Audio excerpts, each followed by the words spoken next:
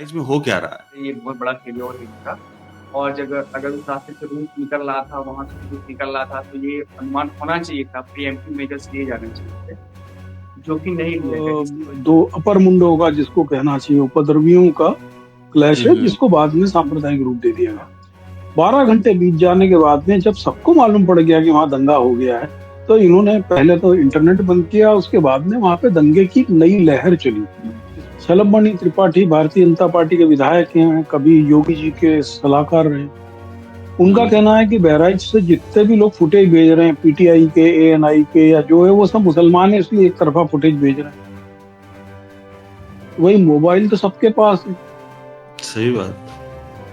हिंदू राष्ट्र वालों के पास भी है और मुस्लिम राष्ट्र वालों के पास भी है। सबने ही बिल्कुल। अपने अपने फुटेज बनाए होंगे, और इंटरनेट तो खुला मैदान है। हम्म। यदि हमको हिंदू राष्ट्र भी बनाना है तो भी हमको बताना चाहिए, देखो हमारे पास 2200 करोड़ का अयोध्या का मंदिर है, कई हजार करोड़ का विश्वनाथ काशी का मंदिर है, हजारों हजार करोड़ के मंदिर है, उसके बावजूद भी हिंदू राष्ट्र के जो युवा उत्साही हैं, वो टूटी हुई मस्जिद के सामने जाके क्यों नाचते हैं? रियली कई बार तो मुझे लगता है कि दुनिया में मैंने एटम बम के बाद जो सबसे विध्वंसकारी चीज बनी वो डीजे बनी है। सही और बात है। तो एक चुस्त और दुरुस्त प्रशासन की जो इमेज थी योगी महाराज की, बाबा की, वो उस पे काफी डेंट लगा है, और अब जो भी कर रहे हैं वो सब लीपापोती कर रहे हैं। और ये मुमकिन है, ये हो सकता है कि ये करवाया गया हो। ये आरएसएस और बीजेपी के लोगों का जो झूठ है कि 30 गोलियां मारी गई, ये फर्जी खबर है।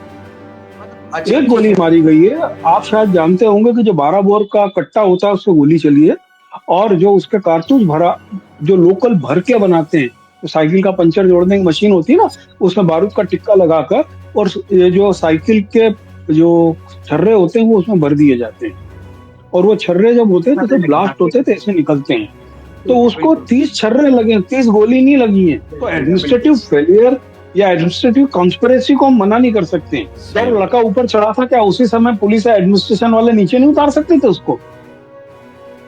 वो परिस्थिति कैसे बनी भाई? कोई 1 मिनट की घटना नहीं है वो, 15 से 20 मिनट के स्पैम में चल रही है घटना। यदि एक बेहतर एडमिनिस्ट्रेटिव ऑफिसर वहां पर होते तो ये घटना होती नहीं। जब स्टीफन हार्पर प्राइम मिनिस्टर थे तब उन्होंने ईयर ऑफ इंडिया मनाया था 2011 में। 15 आते आते तक हमारे संबंध इतने अच्छे हो गए कि कनाडा यूरेनियम सेल तक करने को तैयार हो गया। अब स्थिति कहां पहुंच गई निज्जर हत्याकांड के बाद। और सबसे ताज्जुब की बात यह है कि यूएस और कनाडा दोनों मिलकर के भारत पर कार्रवाई कर रहे हैं। ऐसा लग रहा है कि उनका मिला जुला प्रयास है। पाकिस्तान एक टेरर हार्बर कंट्री है, उसकी फॉरेन पॉलिसी में आतंकवाद एक बहुत बड़ा हिस्सा रहा है, उसे बहुत सख्त की है। तो वही बात तो पाकिस्तान के पाकिस्तान साथ वाले भारत के लिए कहते हैं।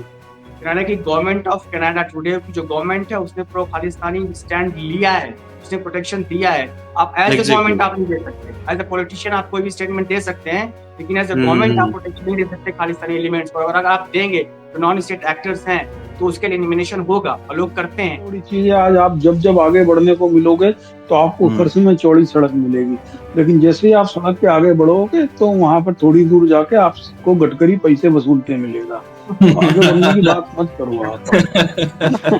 भाई जब आप हरी सब्जियां नहीं खा पाएंगे, फ्रूट नहीं खा पाएंगे, दूध नहीं खा पाएंगे, मांस नहीं खा पाएंगे, तो क्या होगा? कुपोषण तो बढ़ेगा ना। उन्होंने कहा कि मेक इन इंडिया जो है वो फेक इन इंडिया हो गया, तो सही बात।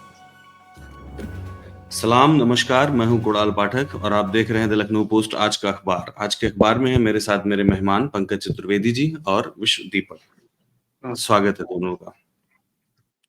विश्व दीपक, ये हर अखबार में खबर है, ये बहराइच वाली, और लगभग सभी ने पढ़ी होगी। बस मैं इतना ही जानना चाहता हूँ कि बहराइच में हो क्या रहा है। देखिए, चूंकि घटनास्थल पे तो मौजूद नहीं है, पर जो रिपोर्टिंग हो रही है और दूसरे खबर छन के सामने आ रही है, उसमें ये है कि दो मतलब समुदायों के बीच में क्लैश हुआ, उसको कम्युनल क्लैश कह सकते हैं। और एक आदमी की जान चली गई है। लेकिन इसमें जो चीज़ इम्पोर्टेंट है मेरे हिसाब से वो है कि लॉ एंड ऑर्डर का फेल्योर, जो कि योगी गवर्नमेंट का या बीजेपी का सबसे बड़ा सेलिंग पॉइंट था। वो सबसे ज़्यादा हम्म। इस चीज़ को ब्रांडिंग करते थे कि हमारे राज्य में कभी दंगा नहीं होता है, कभी लॉ एंड ऑर्डर बहुत दुरुस्त है योगी राज्य में। मुझे लगता है कि ये उसके हिसाब से ये बहुत बड़ा फेल्योर है इनका।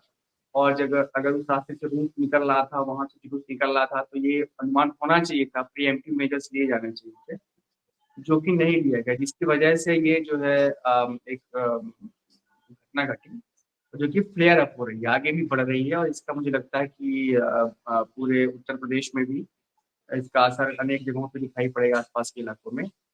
और इसी के साथ एक बात और है जो कि ध्यान रखनी चाहिए कि उपचुनाव होने वाले हैं उत्तर प्रदेश में। तो जब जब भी जब ऐसी घटनाएं होती हैं, तो आसपास आप ये समझिए कि कहीं चुनाव आने वाला है। वो बात भी इस पे ध्यान रखनी होनी चाहिए। ठीक बात है पंकज जी। अब जिस किस्म से मतलब जो फुटेज आती है, जिससे मतलब पूरी जानकारी तो आप बताइए, पर जो फुटेज आती है उसमें ये पता चलता है वो लड़का ऊपर चढ़ जाता है और वो जो हरा झंडा है उसको पकड़ घसीटता है, पूरी जो रेलिंग है वो टूट के गिर जाती है। वो इंट्रिगिंग पॉइंट है या फिर कोई और दूसरा है पॉइंट?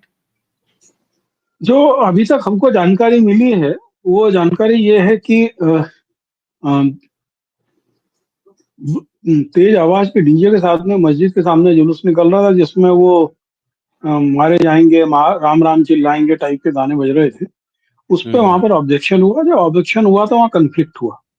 कन्फ्लिक्ट होने पर ये जो पंडित जी हैं, ये ऊपर चढ़ गए और इन्होंने वहां पे जो किया, उसके बाद में नीचे गिर गए। जब नीचे गिर गए तो दूसरे के घर में गिरे।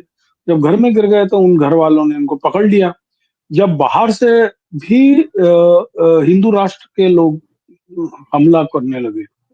देखिए, बहुत स्पष्ट, इसको दो पक्षों, दो समुदाय का झगड़ा मत कहो। ये दो दो अपर मुंडों का, जिसको कहना चाहिए, उपद्रवियों का क्लैश है, जिसको बाद में सांप्रदायिक रूप दे दिया गया। उसके बाद में फिर उसको गोली मारी गई। उसके बाद में फिर कुछ लोग उनके घर में घुसे, उनको पीटा, फिर ये विवाद होता अब बढ़ता चला। सबसे बड़ी चीज है कि आपको जानकर आश्चर्य होगा कि छोटे से कस्बे में, बहुत छोटा सा कस्बा में से, वहां पर विवाद को इतना बड़ा रूप दे दिया गया और वहां पर कहीं पुलिस लाइन एंड ऑर्डर नहीं दिखा। 12 घंटे बीत जाने के बाद में जब सबको मालूम पड़ गया कि वहां दंगा हो गया है, तो इन्होंने पहले तो इंटरनेट बंद किया। उसके बाद में वहां पे दंगे की एक नई लहर चली, जिसमें हाईवे के आसपास जितने मुस्लिम प्रॉपर्टीज थी, जो पैसे वाले लोग थे, जिनका मेडिकल स्टोर था, नर्सिंग होम था, बाइक की एजेंसीज थी, या फिर गरीब मजदूर थे, इन सबके घरों में बाकायदा आग लगवाई गई। लेकिन एक चीज और बताऊं आपको, जी। बनारस के मदनपुरा में, कौशाम्बी में, गोंडा में, जौनपुर में, कुशीनगर में, इन सभी जगहों पर विसर्जन के दौरान झगड़े हुए। बंगाल में भी ये हुए? सभी खबरों को, ये मैं आपको केवल अभी पूर्वी उत्तर प्रदेश की स्थिति बता रहा हूँ। अच्छा वो तो अच्छा, बंगाल में ओके। और झारखंड में, वो सब एक अलग मसला है। हम्म। इसके पीछे की राजनीति को समझिए। जी। क्या ये संभव नहीं है कि एक बहुत बड़ा वर्ग, जो योगी की दंगा विरोधी छवि है उसको नष्ट करके अचानक मनोज सिन्हा को चीफ मिनिस्टर बनाने को घूम रहा है, उन सबका ये काम हो सकता है? क्या ये पॉसिबल नहीं कि चूंकि पूर्वांचल के सबसे अधिक लोग मुंबई में रहते हैं, मुंबई, पुणे, भांडुप, आसपास के पूरे इलाके में, वहां सबर्बन में, अभी महाराष्ट्र में चुनाव की तैयारी चल रही है, ये सब लोग एक इफेक्टिव वोट बैंक है वहां पर पोलराइजेशन को लेकर। इसमें बहुत सारी संभावनाएं हैं। शलभ त्रिपाठी भारतीय जनता पार्टी के विधायक हैं, कभी योगी जी के सलाहकार रहे। उनका कहना है कि बहराइच से जितने भी लोग फुटेज भेज रहे हैं, पीटीआई के, एएनआई के, या जो है, वो सब मुसलमान है, इसलिए एक तरफा फुटेज भेज रहे हैं। वही मोबाइल तो सबके पास है, सही बात है। हिंदू राष्ट्र वालों के पास भी है और मुस्लिम राष्ट्र वालों के पास भी है। सबने बिल्कुल। अपने अपने फुटेज बनाए होंगे और इंटरनेट तो खुला मैदान है। और जब दंगा इतना ज्यादा बढ़ गया तब एसटीएफ चीफ भी पहुंच गए, बाकी एडीजीज भी नहीं, पहुंचे हैं। वो तो वो तो मुझे लगा कि वो अमिताभ यश पे एक फिल्म आ रही है कोई, घमासान, जो ददुआ को लेकर बनी है, तो उसके अच्छा। प्रचार के लिए उनका 1 मिनट का फुटेज चला दिया गया, मारो सालों को करके। हाँ, वो रिवॉल्वर लेके दौड़ बाकी रहे हैं। वो ये सचमुच हाँ, की तो मारी वो है या कितने सालों को मार पाए और कितने जीजा को देख के डरे ये तो नहीं मालूम पड़ा, लेकिन वहां उपद्रव शाम तक चलता रहा। इंटरनेट बंद होने का फायदा उनको ये मिला कि वहां पे हम्म। मुसलमानों को ठीक तरीके से गांव लेवल पर जाके कूट दिया। तो जीजा अच्छा। साले का संबंध तो वो अलग है, वो क्या एक अमिताभ यश की दिखावा सचमुच फिल्म आ रही है पंकज जी? है। सॉरी, ये अमिताभ पूछ यश रहे की हैं कि सचमुच सच में फिल्म आ फिल्म रही आ है रही है? ददुआ वाली? मैं सुन नहीं पा रहा हूँ, इनकी आवाज बहुत मैंने धीमी कहा आ रही है बीच अमिताभ में। यश की फिल्म सचमुच आ रही है ददुआ के ऊपर? हाँ, घमासान नाम से एक फिल्म आ रही है, वो किसी फिल्म फेस्टिवल में भी अभी अवार्ड के लिए जा रही अच्छा, नहीं ये मुझे नहीं मालूम था। है। हाँ हाँ, तो मैं इस मैं मजाक नहीं कर रहा हूँ, है ना। इसलिए आज तो से एक इम्पोर्टेंट। जो एक वजह की प्रचार का हिस्सा हो सकती है, इसमें बोले कि रिवॉल्वर दौड़ हाँ, रहा है। क्योंकि भाई मुझको समझ में नहीं आया कि उनको वहां भेज के और फिर 1 सेकंड का फुटेज मारो सालों को करके, आपने कौन से वहां रिश्ते जीजा और साले ससुराल के कायम कर लिए, मुझे तो नहीं मालूम। हम्म। वहां पर जिस तरीके का दुर्भाग्यपूर्ण स्थिति बन रही है, मुझे लगता है कि ये पूरे देश में इस पर विचार करना चाहिए। हम्म। यदि हमको हिंदू राष्ट्र भी बनाना है तो भी हमको बताना चाहिए, देखो हमारे पास 2200 करोड़ का अयोध्या का मंदिर है, कई हजार करोड़ का विश्वनाथ काशी का मंदिर है, हजारों हजार करोड़ के मंदिर है, उसके बावजूद भी हिंदू राष्ट्र के जो युवा उत्साही हैं वो टूटी हुई मस्जिद के सामने जाके क्यों नाचते हैं? मंदिर के सामने नाच लेना। और यदि तुमको नाचने के लिए टूटी मस्जिद चाहिए तो हजार करोड़ के मंदिर बनवा क्यों रहे हो भाई? ये कौन लोग हैं जो लोग इन लोगों को मिसगाइड कर रहे हैं? ये कौन हम्म। लोग हैं? क्या इससे हिंदू धर्म में की रक्षा हो रही है? क्या इससे हिंदू धर्म की इमेज अच्छी हो रही है?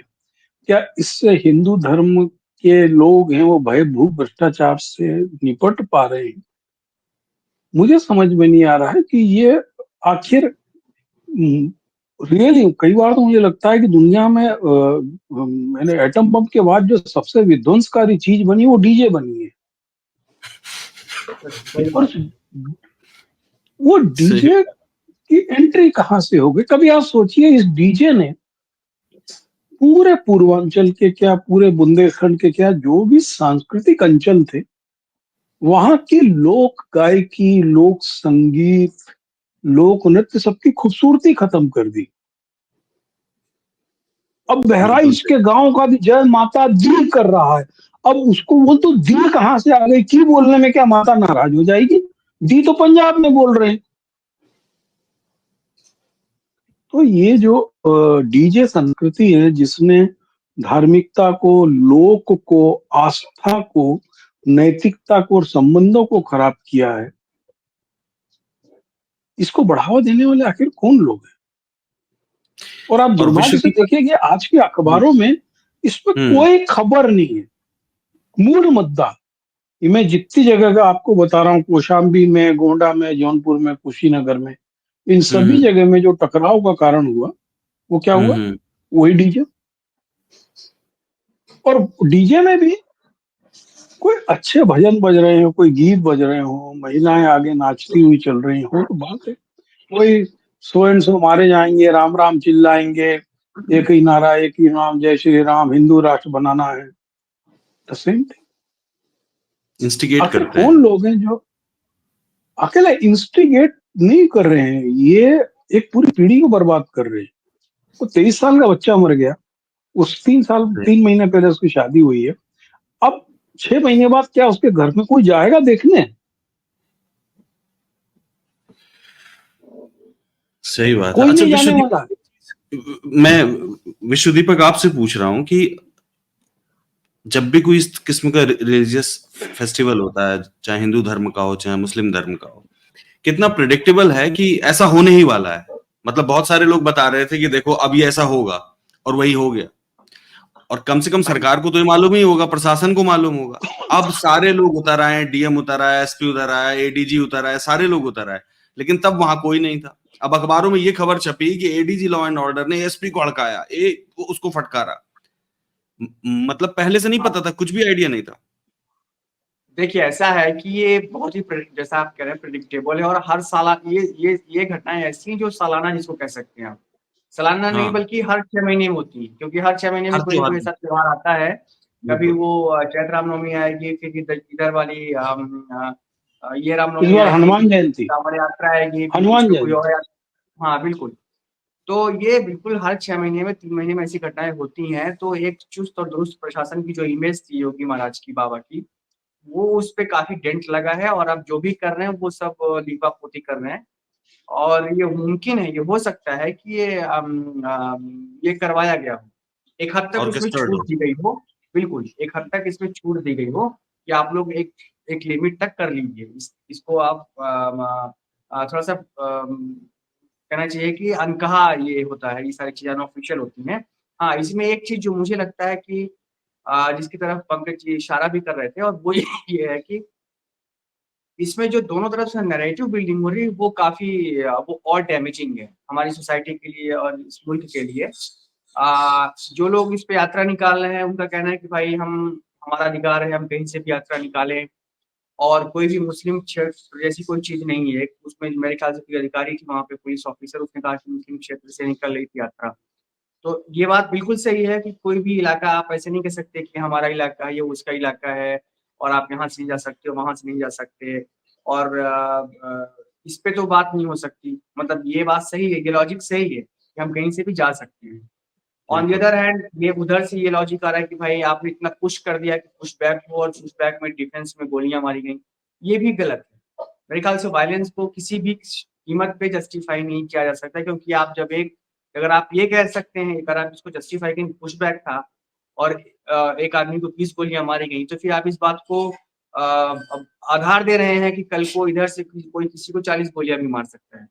तो इस पहली बात तो इसको यहीं पे एक खारिज एक करना मिनट, चाहिए। एक मिनट, एक सेकंड विश्व दीपक, अपने को करेक्ट करिए आप। ये हम्म। आरएसएस और बीजेपी के लोगों का जो झूठ है कि 30 गोलियां मारी गई, ये फर्जी खबर है। मतलब मैं कह रहा हूँ कि जो उस क्लेम, वही मैं कह रहा हूँ एक कि एक ऐसा सेकंड, क्लेम किया जा रहा है। उसको एक ही गोली मारी गई है, अच्छा एक ठीक गोली है। मारी गई है। आप शायद जानते होंगे कि जो 12 बोर का कट्टा होता है उससे गोली चली है, और जो उसके कारतूस भरा, जो लोकल भर के बनाते हैं, तो साइकिल का पंचर जोड़ने की मशीन होती है ना, उसमें बारूद का टिक्का लगाकर, और ये जो साइकिल के जो छर्रे होते हैं वो उसमें भर दिए जाते हैं, और वो छर्रे जब होते हैं तो करने जब लगे, हाँ ब्लास्ट ठीक होते है। हैं तो ऐसे निकलते हैं। तो ठीक है, उसको बिल्कुल 30 छर्रे लगे, 30 गोली नहीं लगी है। बिल्कुल ठीक है, 30 ठीक कह रहे हैं गोली आप, का थैंक यू। मतलब है 30 राउंड ऑफ फायर। और बिल्कुल ये ही जो छोटी सी खबर होती है, ये पूरे देश देखा, मुसलमान जो है एक साथ 30-30 गोली चलाते हैं। बिल्कुल तो बिल्कुल इसीलिए बिल्कुल। मैंने माफ करना रोका। नहीं नहीं, आपने बिल्कुल ठीक कहा, और मुझे इतना बारीक फर्क नहीं मालूम था। पर हाँ, वही मैं कह रहा हूँ कि जो नैरेटिव बिल्डिंग हो रही है दोनों साइड से, ये ठीक नहीं है। हम्म।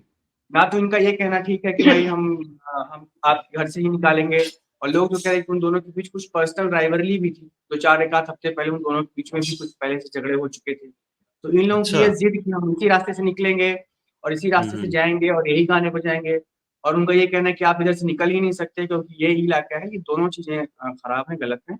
और मेरे ख्याल से एक बीच का रास्ता है जो ज्यादा होना चाहिए, निकलना चाहिए, और कोशिश ये होनी चाहिए कि ये आग फैले ना, और ये मसला यहीं हम्म। पे खत्म। ठीक बात है। लेकिन हम देख रहे नहीं, हैं कि वहां ये तो पे तो फैल। कुणाल आपको एक चीज बताएं, जी। वहां पे इंटेंशनली ये नेग्लिजेंसी है, क्योंकि वहां पर जब पीस कमेटी की मीटिंग हुई थी, पीस कमेटी की मीटिंग में ही टकराव हो गया था दोनों पक्षों का। बिल्कुल जो अच्छा। दीपक कह रहे हैं वो जो था वहीं पर टकराव हो गया था, वहीं कि हम हुआ था, यहाँ से बिल्कुल निकलेंगे और हम ये करेंगे, और तुमने बोला तुम निकल करेंगे, के देखना, पुलिस के सामने ही बिल्कुल हो गया था। इतना पुलिस के सामने। सेंसिटिव होने के बावजूद वहां पे जब झगड़ा होने लगा, उस लड़के को गोली लग गई, तो वहां से तहसीलदार जो था, यानी वहां का जो कार्यपालन दंडाधिकारी इंचार्ज था, वो भाग गया वहां से, और उस लड़के को घायल हालत में मोटरसाइकिल अस्पताल ले जाना पड़ा। ले तो जाया गया, बिल्कुल एडमिनिस्ट्रेटिव फेलियर या एडमिनिस्ट्रेटिव कॉन्स्पिरेसी को हम मना नहीं कर सकते हैं। बिल्कुल। बिल्कुल भाई जब सही आपको बात। मालूम था वहां पर था, तो 4 डंडे वाले पुलिस वाले लेके आप चल रहे हो और जो सब भाग गए। देखिए, सिपाही लेवल का आदमी जो होता है, लोकल का होता है, वो जब इस प्रकार के कन्फ्लिक्ट होते हैं तो वो किसी भी डंडा चलाने से पहले बेचारा सोचता है।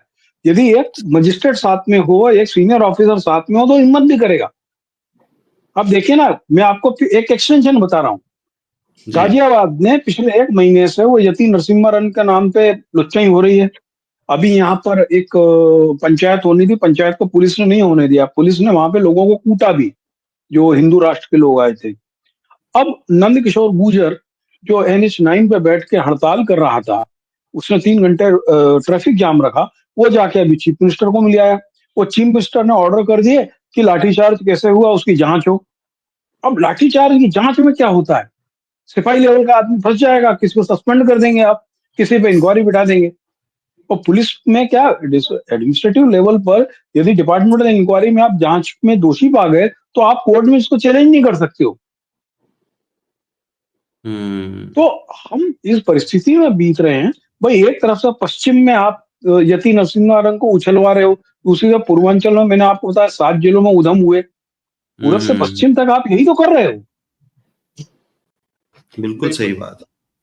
ये लुम्पेन हिंदुत्व फोर्सेस जो है ना, उन्हीं की क्योंकि वजह जब से आप लंपट किस्म के लोगों को, भाई चीफ मिनिस्टर ने नंद किशोर गुर्जर को ये नहीं पूछा कि आप एक MLA हैं, आप सड़क पे 3 घंटे बैठ के आपको ट्रैफिक जाम करने का क्या हक है? और उस सड़क पे जिस पे चलने के लिए लोग 150 रुपए देते हैं 45 किलोमीटर के, सही बात है। और वो सबसे नंद अहम किशोर बात जो गुर्जर की आपने सड़क बताई, नहीं है। सबसे अहम बात जो आपने बताई पंकज जी, वो ये कि जब पीस कमेटी में ही इतना झगड़ा हो गया था, इतना वाद विवाद हो गया था, तो इतनी समझ तो प्रशासन को होनी ही चाहिए कि ऐसा तो है नहीं कोई पहली घटना है, पिछले 10 सालों से लगातार यही हो रहा है। तो उनको मालूम होगा कि क्या हो सकता है, इसके बाद भी उन्होंने इस पर ये ध्यान नहीं दिया। दोनों पक्ष कंप्लीट ये है, अरे एक लड़का मर ये गया, है कि आप यहाँ भाई से निकल किसी नहीं के घर का सकते भी और बच्चा ये मरा, है कि मर आप गया, रुक नहीं गलत हुआ। सकते।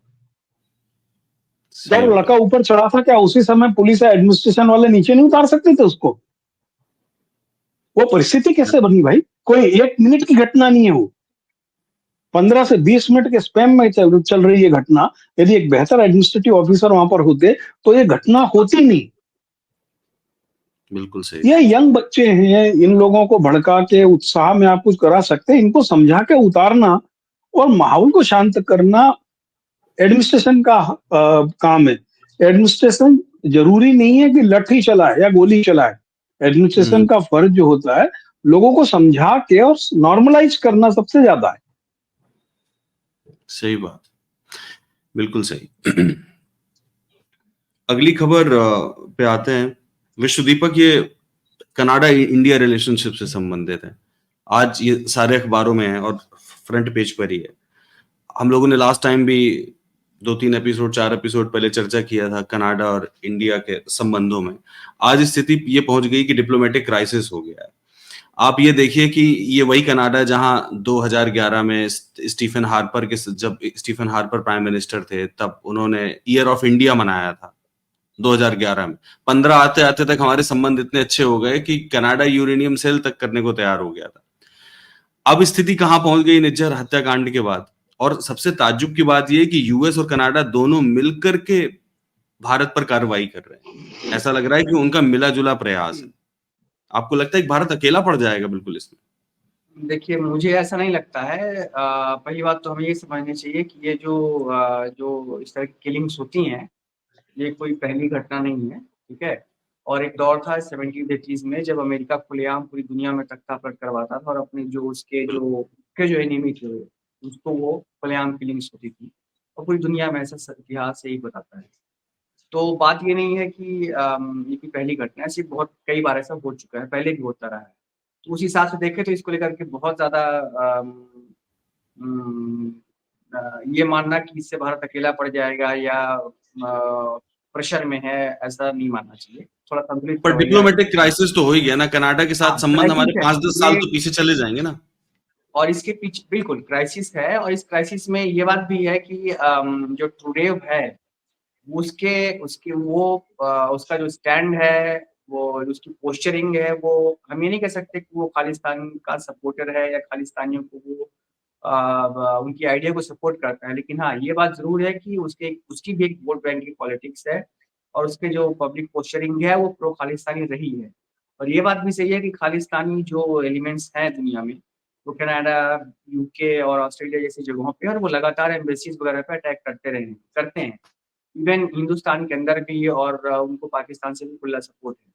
तो इसको एक नेशनल इशू के तौर पर अगर आप देखें, इंडिया के मुद्दे के तौर पे देखें, तो ठीक है, मैं मानता हूँ कि संबंध थोड़े से ये होता है, दो देशों के बीच में ऐसे दौर आते हैं जब संबंध खराब होते हैं, कड़वे होते हैं, पटरी से उतर जाते हैं और फिर वो ठीक हो जाते हैं। मैं मानता हूँ कि कोई बहुत ज्यादा इसको महत्व देने की जरूरत नहीं इस लिहाज से कि भारत अकेला पड़ गया। रही बात अमेरिका की है, तो अमेरिका देखिए, इंडिया की जो अंडरस्टैंडिंग है इसको लेकर के, जो मुझे समझ में आ रहा है बाहर से, वो ये है कि भारत इसको बड़े भाई और छोटे भाई के रूप में देखता है।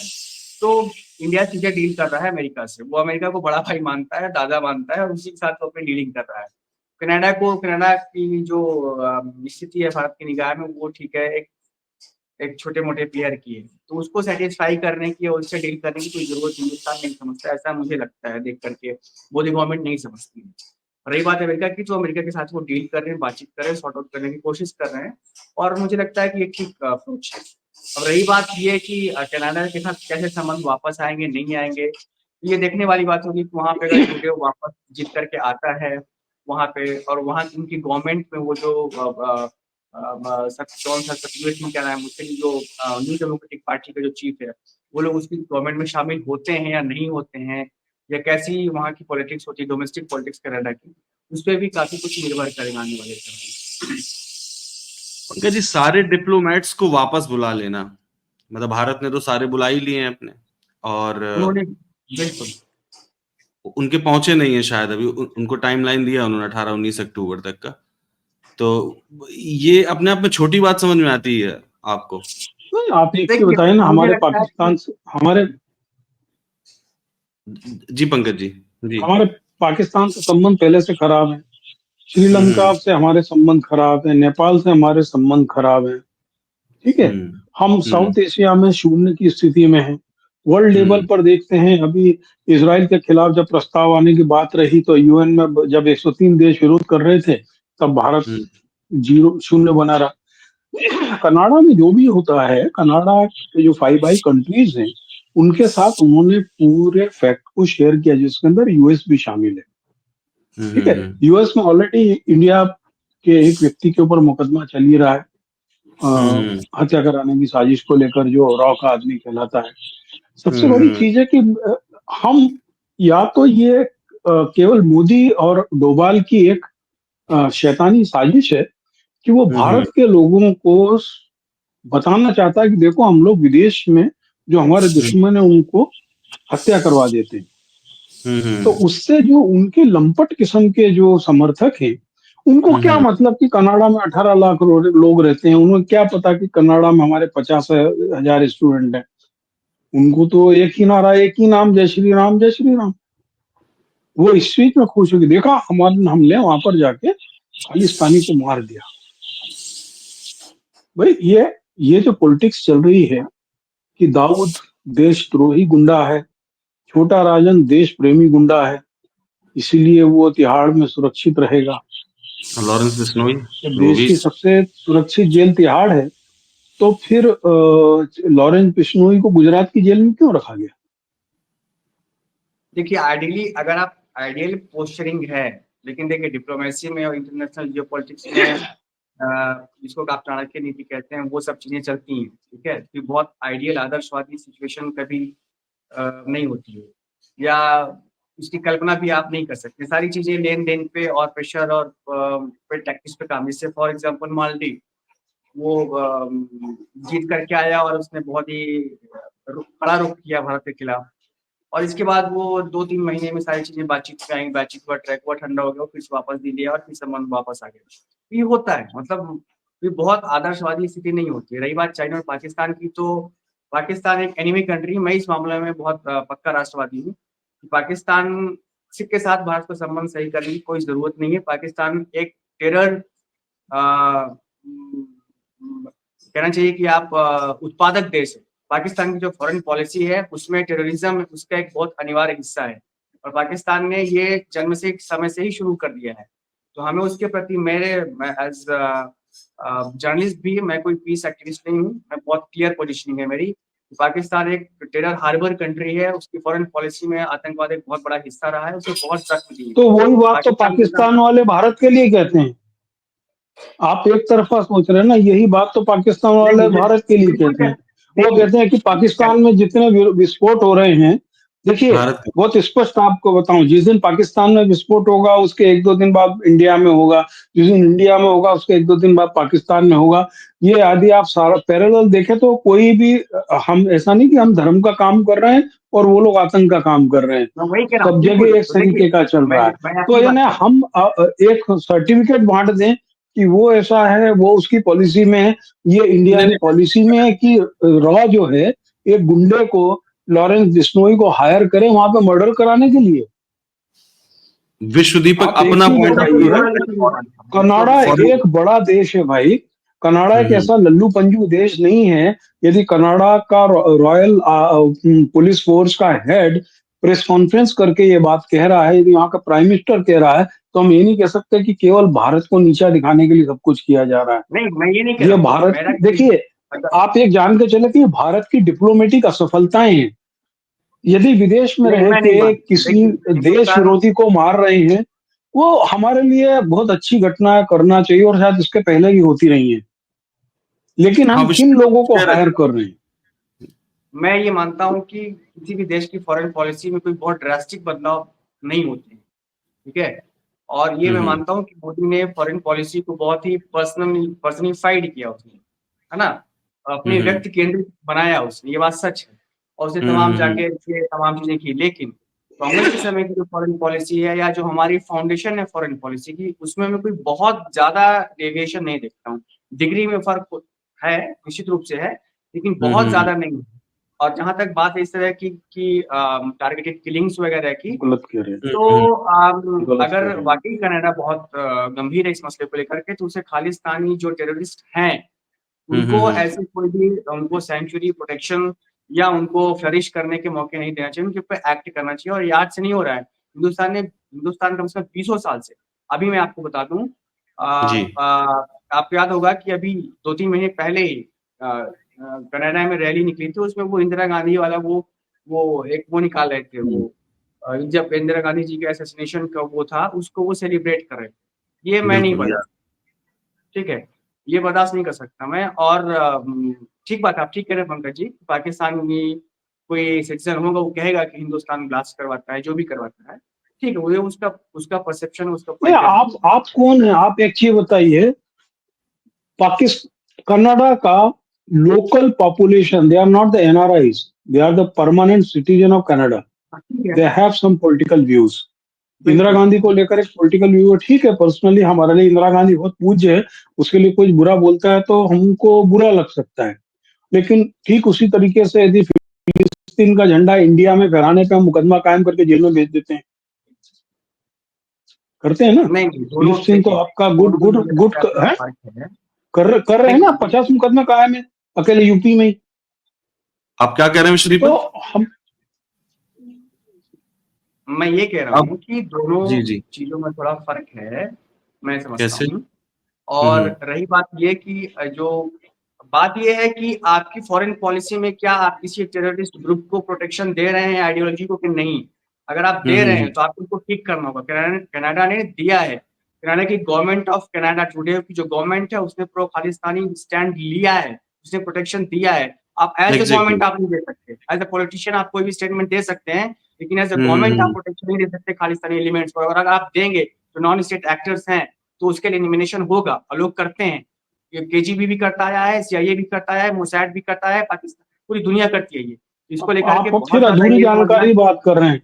कनाडा ने तो इंडिया से जानकारी विश्व मांगी है, कनाडा ने तो दीपक इंडिया से जानकारी मांगी है कि आप बताइए कि ये कौन से आतंकवादी घटना में शामिल है। देखिए, तो अरे सेपरेटिज्म एक सर अलग मसला है सर और सर सर टेररिज्म सर एक सर दूसरा मसला है। इंडिया भी तो कह रहा है सेपरेटिज्म ना। एक अलग मसला है। इंडिया भी कह रहा है कि निज्जर किलिंग के मामले में कनाडा एक भी सबूत नहीं दे पाया है। तो अब हमें कैसे अब पता वो चलेगा कौन सही? जाहिर है कि हम इसीलिए इसलिए उसमें बहुत ज्यादा ये जो है, इस सड़क छाप तू में होना, और वो भी भारत सरी के विशाल देश के साथ में, ये भारत की विदेश नीति में जो 360 डिग्री चेंज आया है। आप सोच सकते हैं कि भारत का फॉरेन मिनिस्टर फॉरेन पॉलिसी को लेकर जवाहरलाल नेहरू को क्रिटिसाइज करे कि जवाहरलाल नेहरू की फॉरेन पॉलिसी गलत थी। आप कह रहे हैं कि हमारे चेंज ही नहीं आया, कौन से चेंज ही नहीं आए? ये अच्छा पंकज जी, 360 एक चीज डिग्री बताइए। चेंजेस है। पंकज जी, मैं आपसे एक चीज जहां तक पूछना आप चाहता बात कर रहे हैं मालदीव की, तो मालदीव ने अपने मन की कर ली, भारतीय सेना को बाहर कर दिया वहां से। नहीं, मैं वही कह रहा हूँ कि कोई बहुत आदर्शवादी स्थिति नहीं होती, इसीलिए उसको लेकर के बहुत संतुलित रवैया है मेरा, कि ना हाँ, मैं इसको तो लेकर के अब क्या है बहुत कि उत्साहित हूँ, ना राष्ट्रवाद क्रोधित हूँ। हाँ, राष्ट्रवाद भारत के नजरिए से किसी चीज को देखना और डिप्लोमेटिक फेलियर, ये तीनों बहुत तो अलग मैं अलग तो चीजें हैं। मैं यहाँ पे डिप्लोमेटिक देखिए, फेलियर की हमारा बात कर रहा हूँ। हमेशा इस मामले पे हमारा अलग है। सड़क छाप यदि झगड़ा हो गया, इसका मतलब ठीक है है। कि हमारी डिप्लोमेटिक फेलियर है। क्योंकि आप इतने सारे कार्ड से लेके कितने 20-25 संगठन अंतरराष्ट्रीय के सदस्य बने, हर जगह हाथ पकड़ के खड़े हो जाते हैं। तो ऐसा कौन सा चैनल नहीं था जिसमें कम से कम इस सड़क पे बात नहीं आती? इंटरनल चलता रहता। देखिए, हमारा आज एक मुद्दा बना लिया हम उसको।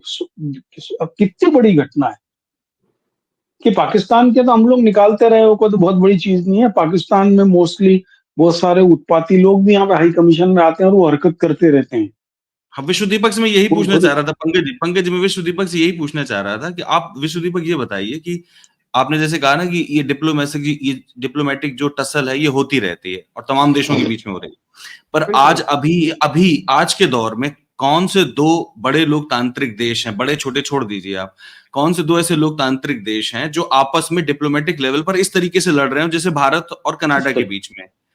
तमाम देश लड़ रहे हैं आपस में। तमाम, आप देखिए मिडिल ईस्ट में संघर्ष चल रहा है, यहाँ ऊपर देखिए रशिया के पास संघर्ष चल रहा है, यहाँ चीन अपना लड़ता रहता है। पर कौन से दो लोकतांत्रिक देश हैं जो आपस में आज की डेट में इस तरीके के डिप्लोमेटिक टसल में लगे हुए हैं? इसका मतलब ये है कि कुछ तो गड़बड़ है, बस बस इतनी सी बात। और ये बात आपकी सही है, ये बात आपकी सही है। मुझे ऐसा लगता है कि चाहे ऑस्ट्रेलिया हो, चाहे यूके हो, और चाहे ये हो कनाडा हो, इन्होंने प्रो खालिस्तानी जो एलिमेंट्स हैं उनको मेन स्ट्रीम पॉलिटिक्स में घुसाया है और उनको जगह दी है, और वो एंटी इंडिया सेंटीमेंट है, इसमें कोई दो राय नहीं। मुझे भी सेंटिमेंट पर्सनली नहीं, ऐसा वो ही लगता है। ओपनली एक्टिविटी करते हैं, ओपनली एक्टिविटी करते हैं और आज भी कर रहे हैं, और वो आज भी वही बातें दोहरा रहे हैं जो 30-40 साल पहले दोहराई जाती थी। और वो ओपनली थ्रेट करते हैं, वो कॉन्सुलेट पे अटैक करते हैं, आग लगाते हैं, वहां जाके हिंदुस्तान के झंडे को गिरा के फाड़ के फेंक देते हैं, पैरों तले उसको रौंदा जाता है और इसका बाकायदा प्रॉपर डिस्प्ले होता है, ब्रॉडकास्ट होता है इसका। ऐसा नहीं है कि वो लोग वो विरोध बहुत भी दर्ज ही कराते हैं। एक डेमोक्रेटिक कंट्री और क्या कहेगा दूसरे डेमोक्रेटिक कंट्री के साथ? हम लोग अपना भाई, विरोध मैं दर्शा वही तो देते कह हैं। रहा हूँ, मैं नहीं, वो आपसे तो वही वहां बात के कर रहा हूँ। सिटीजन है भाई। सेपरेटि मैं फिर आपसे कह रहा हूँ, अलग देश की मांग, सेपरेटिज्म एक बहुत अलग मसला है। और मैं कनाडा आपसे में एक काम कर रहा हूँ, आप भारतीय हिंदुस्तान के सिखों का सिटीजन हैं, जाना आप आज की जाइए घटना चाइनीज नहीं है। एम्बेसी के सामने, आप चाइना के झंडे को रौंद के दिखा दीजिए। जाइए आप चाणक्यपुरी में, पुलिस आपको 2 मिनट में उठा लेगी, क्योंकि सिचुएशन बिगड़ ना जाए। तिब्बत के लोग जाते हैं चाइना की एम्बेसी के सामने, घुस नहीं पाते, 2 किलोमीटर पहले उनको बैरिकेडिंग हो जाती है। मैं ये बात कह रहा हूँ, समझ रहे हैं आप मैं क्या कह रहा हूँ? आप जाइए चाइना एम्बेसी के सामने, मैं आप जाइए, उनको रौंदिए, उनके अब झंडे यदि को मैं आप ये देखिए। कहूं कि रॉ आप के जाइए लोग खुद वहां पर उनके लोगों को खड़ा झंडे को करके ऐसा रौंदिए, उधम आप देखिए करवाते क्या हैं, होता है। वो तो ये कह रहे हैं। मैं ये नहीं कह रहा हूँ। वहां के लोग जो कह रहे हैं वो तो कहते हैं कि रॉ के लोग खुद वहां ऐसे करके फोटो खिंचवाते हैं अंतर्राष्ट्रीय माहौल देखिए बनाने के लिए। अब इसमें कौन देखिए, हम मैं किसी पक्ष में नहीं खड़ा हूं, आप एक ठीक पक्ष बात। में खड़े हैं, भाई? मैं पक्ष में नहीं स्टैंड खड़ा हूं। लंदन देखिए, में आप एक लंदन के हाई कमीशन में चढ़ करके झंडे को उतार के फेंका गया वहां पर, ये तो बात लंदन में है ना, ये तो सबने देखा। बिल्कुल। ऐसे प्रदर्शन हर दिन कनाडा में होता है, तो एक आध दिन हो जाए, 2 दिन हो जाए, मतलब शांतिपूर्ण तो तरीके से, इसमें कोई हम बुराई लोग नहीं भी है। तो हमारे यहाँ नहीं करते क्या? लेकिन खालिस्तानी हम लोग मूवमेंट किस कितना किस का शांतिप्रिय करते हैं? है, खालिस्तानी मूवमेंट कितना शांति प्रिय है, ये बात आपको भी पता है, हमको भी पता है, टुडे को भी पता है। बिल्कुल देखिए, कोई बिल्कुल। भी ना, सेपरेटिस्ट तो मूवमेंट फिर शांति प्रिय नहीं होता। आप एक चीज बताइए, बिल्कुल। यदि सभी सेपरेटिस्ट उसका वही मूवमेंट राज होता है शांति कि वो प्रिय नहीं होते हैं, तो आपका गुस्सा खालिस्तानियों के लिए तो है क्योंकि आपको आसपास सिख दिखते हैं। लेकिन नॉर्थ ईस्ट में अभी 7 दिन पहले वहां के जो सेपरेटिस्ट संगठन है वो अपना स्थापना दिवस झंडा फहरा के और बंदूक लेकर मना रहे हैं। उस पे आप बोलेंगे नहीं क्योंकि वो कहते हैं उनसे हमको क्या करना है, इनको तो गाली देने को मिलता नहीं, सिख तो हमको आसपास मिलते हैं। नगा नहीं, ऐसा नहीं है। जो वो तो सेपरेटिस्ट हैं वो तो अपने अलग संविधान और अलग झंडे को लेकर पहले से ही कर देखिए, रहे हैं। वो खालिस्तानी सरकार उनसे मूवमेंट बैठ के के सबसे बात ज्यादा कर रही है। शिकार जो है मैं सिखे आपको हुए हैं, फिर कह रहा हूँ, इसका समापन भी एक सेपरेटिज्म सिखे ने को किया है। आप उस तरीके से मत लीजिए, है ना? हाँ, हम लोग क्या है कि आनंद लेने वाले लोग हैं। जो सेपरेटिस्ट नहीं है उनको आप नक्सल बना के मार देते हैं, या नक्सलाइट मूवमेंट के लोगों को 32-32 को मारते हैं, 35 को मारते हैं और आंकड़े गिनाते हैं। लेकिन जो लोग झंडा लेके मणिपुर में रैली निकाल रहे हैं, जो लोग नागालैंड में अपना झंडा और अपना संविधान लेके कह रहे हैं, उनका प्राइम मिनिस्टर हाउस अपने घर में बिठा के बातचीत करता है। सेपरेटिस्ट अच्छी मूवमेंट बात है बहुत ये। अलग अलग चीजें हैं। और कनाडा में सिख 125 साल से हैं। कामागाटा मारू कांड से यदि आप देखें तब भी सिख ही गए थे। और गदर मूवमेंट की स्थापना जो शुरू हुआ था अमेरिका और कनाडा से, वो भी सिखों ने की थी। तो हाँ हमको भी की ये होगी सोचना पंकज पड़ेगा जी, कि आखिर ऐसा क्या हुआ। पर भाई हाँ आप आपकी ये बात देखिए, सही है। आप मुझे ये बताइए, ये कोई भी बता दीजिए कि सिखों के कितने प्रतिशत सिखों का समर्थन है खालिस्तान में? नहीं है, यदि सिखों का समर्थन होता एग्जैक्टली, तो मैं वही कह रहा हूँ, पंजाब की स्थिति खालिस्तान नहीं को, रहती। देखिए, वो प्रतिशत खालिस्तानियों की, को सिखों फिर के आप साथ प्रतिशत, कॉन्फ्लिक्ट मत नहीं हेड किया जा काउंट सकता। मसला नहीं है। हेड काउंट सिर्फ मसला नहीं है। हरियाणा में 0.85% वोट कम होते सही से आप 12 सीट से चुनाव हार जाते हो। 0.85, तो हेड काउंट का कोई कीमत नहीं है, आइदर दिस वे और that way. It is not matter of head count. यदि हेड काउंट कम है तो नॉर्थ ईस्ट में चलने दो, नॉर्थ ईस्ट में सेपरेटिज्म जिंदाबाद है, लेकिन खालिस्तान के लिए हम मुर्दाबाद करेंगे। भाई सब एक तरीके के हैं। Separatist movement means separatist movement, सब इंटरलिंक हैं, सबका अंतरराष्ट्रीय पैसा अपने तरीके से आ रहा है। उनको फंड करने वाले वही चाइना है जो इंडिया को इकोनॉमिकल स्ट्रांग नहीं होने देना चाहता है। इस बात से सहमत होंगे विश्वदीपक, ऐसी बात नहीं है, पर मैं ये सब आप ये भी तो समझिए कि खालिस्तानी स्ट्रांग है, फाइनेंशियली भी स्ट्रांग है, डिप्लोमेटिकली भी स्ट्रांग है, अलग अलग देशों में डिप्लोमेटिकली उनको स्ट्रांग। समर्थन प्राप्त है ना। मैं आपको बता देता हूँ, पहले तो आप ये समझिए कि खालिस्तानी मूवमेंट उन्हीं देशों में क्यों स्ट्रांग है जो ब्रिटेन के, जो कभी न कभी किसी न किसी समय में ब्रिटिश इंपीरियलिज्म के अंडर में रहे हैं। ठीक है, ये ब्रिटिश हम्म इंपीरियलिज्म के दौर की पॉलिसी है, इस चीज को आप समझिए। ठीक है, और एक पॉलिसी के तहत भारत के जो भी सेपरेटिस्ट हैं, जैसे सेपरेटिस्ट जो भी एलिमेंट्स हैं हिंदुस्तान में, उसको प्रश्रय दिया गया और ओवर द इयर्स उनको प्रोटेक्शन दिया गया। इसीलिए वो उन देशों में ज्यादा है, मजबूत है, जहाँ पे ब्रिटिश सत्ता थी कभी, और मजबूत है, या ब्रिटेन का प्रभाव है, ये है। ठीक है, अब बात आती है कि भाई ठीक है, आपका प्रभाव था, वो दौर खत्म हो गया उपनिवेशवाद का, और मैं एक स्वतंत्र संप्रभु राष्ट्र हैं हम, और कुछ एलिमेंट्स आप कम से कम उनको अपनी प्रोटेक्शन तो मत दीजिए, आप उनको उनको एनकरेज तो मत करिए। ठीक है, और बाकी फिर ठीक है, रिश्तों में ये दौर आते हैं, मैं मानता हूँ कि आज खराब रिश्ते चलिए हैं, कल ठीक, को ठीक होंगे, फिर से ठीक होंगे, मैं ऐसी बिल्कुल उम्मीद करता हूँ। बिल्कुल बिल्कुल बिल्कुल। पंकज जी, अगली खबर पे आते हैं। अगली खबर मेरी आपके साथ चर्चा हो ही रही थी। Centre invites legislator from Manipur for peace talks today, Hindu ने इसको फ्रंट पेज पे छापा है। तो क्या सच में ये पीस टॉक होने वाली? मिनिस्ट्री ऑफ होम अफेयर्स ने बुलाया है सबको? ये हिंदी के भी सभी अखबारों में है, और अच्छा। ये गवर्नमेंट प्रेस नोट है जिसको छापा गया है। लेकिन यदि हम नॉर्थ ईस्ट के अखबारों को देखना शुरू करें, हिंदी के पूर्वोदय को या पूर्वांचल प्रहरी को या जी। मेघालय गार्जियन को या फिर हम्म सांगाई एक्सप्रेस को, तो वहां पर इन हम्म खबरों को बहुत तवज्जो नहीं दिया गया है। वहां पर हम्म सांगाई एक्सप्रेस में कल तक जो है, वहां पर एक चिंता जाहिर है। असल हो क्या रहा है कि अब हम्म जो बीजेपी के 10 कुकी एमएलएज हैं, वो हम्म बहुत एबर्डन हो रहे हैं कि वो इस सरकार का समर्थन वापस ले लें, और उस हम्म पोजीशन में सरकार गिर सकती है। इस हम्म परिस्थिति के कारण एक माहौल बनाया जा रहा है कि बातचीत हो। लेकिन वहां पर देखिए कि बातचीत में कुकीज जो हैं, वो एक हम्म अपने ऑटोनोमस स्टेट पे अटके हुए हैं, हम्म और मेतई जो हैं वो अनुसूचित जनजाति की स्टेटस को लेकर अटके हुए हैं। ये हम्म एक, हम्म हम एज एक अच्छे भारतीय के रूप में हम तो ये चाहेंगे कि ये बातचीत सफल हो। लेकिन मुझे लगता है कि जब तक ग्राउंड लेवल पर काम नहीं हम्म होगा, जब तक लोगों के हथियार नहीं छीने जाएंगे, तब तक ये हम्म परिस्थिति खराब रहेगी। अभी आप देखिए ना, अभी 7 दिन पहले भी थाना लूट लिया गया वहां पर, हम्म है ना। तो जब तक हथियार हाथ में है, जब तक वहां पर दूसरे तरफ से बर्मा की तरफ से इन्फिल्ट्रेशन जारी है, तब तक हम्म बहुत बड़ी उम्मीद करना बहुत मुश्किल है। क्योंकि क्या है कि दुर्भाग्य से आरएसएस ने वहां पर मेतेई यानी हिंदू और कुकी यानी क्रिश्चियन करके जो नफरत की दीवार बो दी, और उसके बाद में वो हम्म हथियार दे दिए। दुर्भाग्य से आप देखिए कि इस बार जो पिछले 1 साल की हिंसा है, उसमें वहां की महिलाओं की बहुत बड़ी भूमिका रही। मीरा पाइबे जिनको हम कहते थे कि महिला संगठन है, वो लोग सीधे सीधे हिंसा में शामिल रहे और दुर्भाग्य से की घटना कि वो महिलाओं के प्रति यौनिक जो हाँ, अत्याचार हुए उसमें महिलाएं ही शामिल रही। शामिल थी। वो तो था, जब फेमस वीडियो था।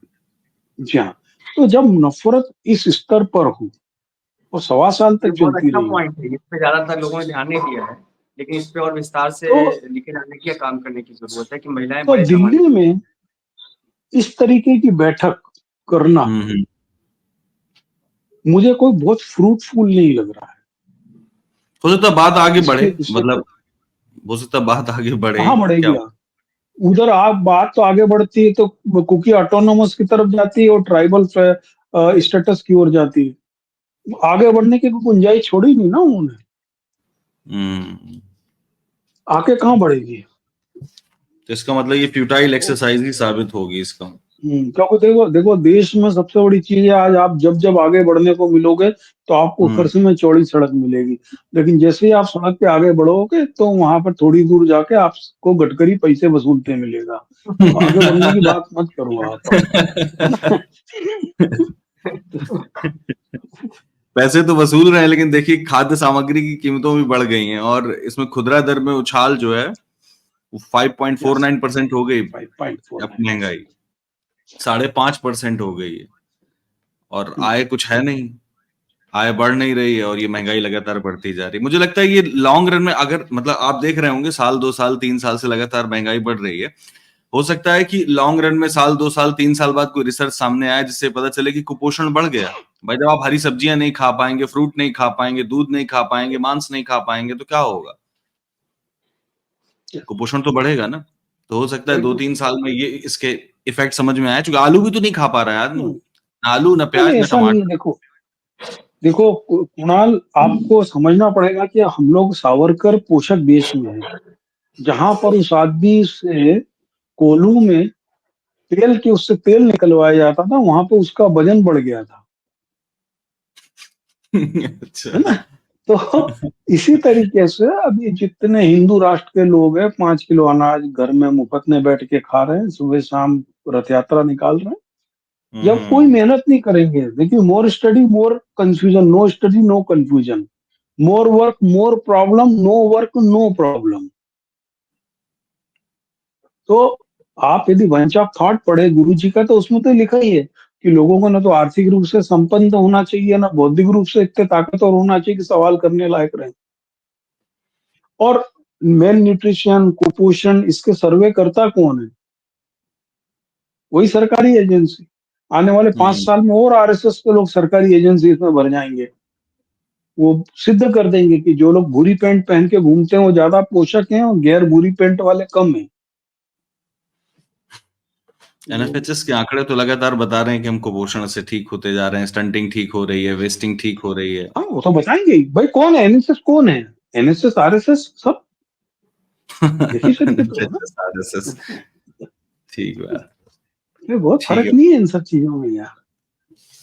लेकिन ये अच्छा है, मापदंड की जो भूरी पैंट वाले हैं वो पोषित है, और जो गैर भूरी पैंट वाले हैं वो कुपोषित है। कुपोषित। आपको कुछ कर कुछ सकते करने की हैं जरूरत नहीं, आप, कोई सही बहुत बड़ी कहा, चीज नहीं है। 50 लोगों को लेके कर देंगे ये। बिल्कुल ठीक है। तो महंगाई की मार आप पर है विश्व दीपक, हम सब पर तो बिल्कुल है, है आप भैया, पर भी है। बिल्कुल है। और आप सही, मैं कहीं कल परसों पढ़ रहा था कि जो मिड डे मील है उसमें जो ये अंडे वंडे देने की बात आई थी, और दलिया और दूध, ये सब चीजें बंद की जा रही क्योंकि पैसा ही नहीं खरीदने के लिए। तो ये तो हम्म। असर तो होगा ही है, बहुत जबरदस्त है, महंगाई है। और और मिड डे मील की वजह से ही सुधार हो रहा था, ये सरकारी जो। जो नीतियां हैं वो उसका बहुत, ठीक कह रहे हैं आपको, बहुत दुर्गामी असर होगा।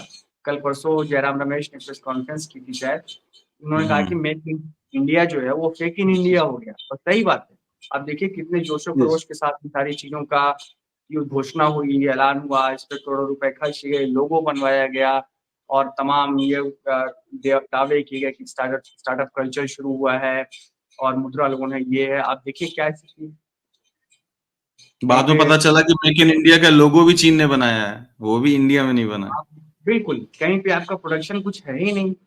आप क्या मतलब क्या अपनी याद करेंगे? आप जो आबादी आपकी तैयार हो रही है, आप स्कूलों में जाइए देखिए, जो बहराइच में लोग घूम रहे हैं वो डंडा लेकर के, आप उनकी भाव-भंगिमा, उनके कपड़े, उनकी उनकी बॉडी लैंग्वेज देखिए आप, वो किस काम की हैं? क्या है?